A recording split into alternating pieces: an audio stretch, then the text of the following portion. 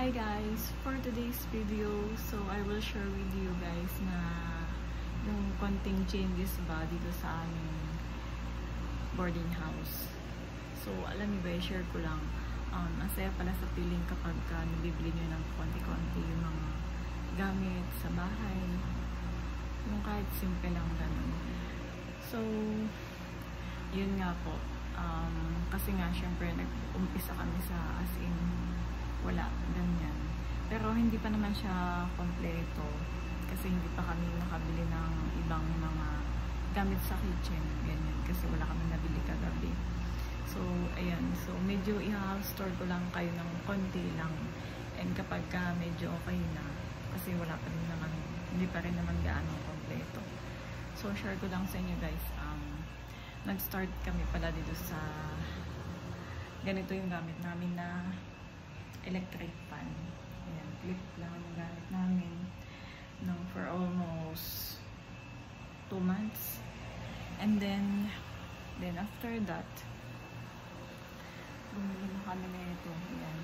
So, sa handyman kami bumili.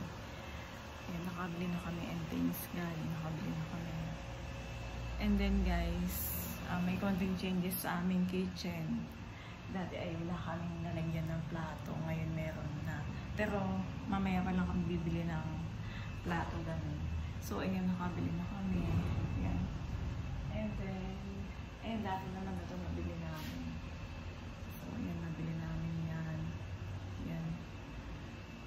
And yun, nakapag-grocery na din ako kasi ayun namin ng yung palabas-labas ba, kasi bababa pa ganun. At kapag medyo pagod na ganyan, para hindi na bababa.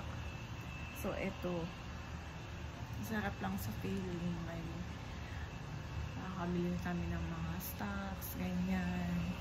So share ko lang. And ito pala guys, share ko, nakabili kami ng nilagyan namin ng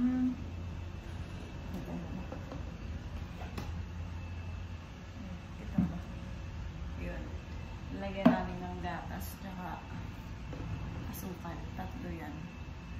Yun nabili namin kagabi, tsaka bumili kami ng mga kutsara. Mamaya pa lang kami bibili ng pinggan tsaka mangkok kasi wala kaming nakita na sa bilinan namin kagabi sa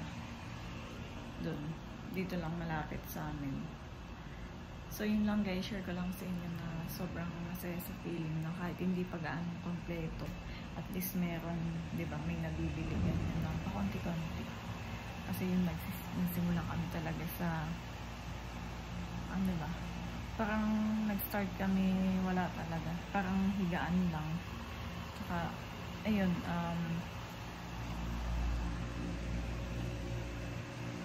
lutuan. Ay, rice cooker pala yung inuna namin bilhin. Tapos wala pa kaming lutuan ng ulam. Bali, ang ginagawa namin dati is nabili na lang kami ng luto. Puro luto, gano'n. May magastos kapag bili ng bili, diba? So, mas okay kapag nagluluto. Tsaka, syempre, mas gusto ko na nagluluto kami para mas masarap. Tapos madami, diba? So, yun lang guys. Sa susunod, update ko kayo kapag nakabili na kami ng upuan, lamesa, ganyan.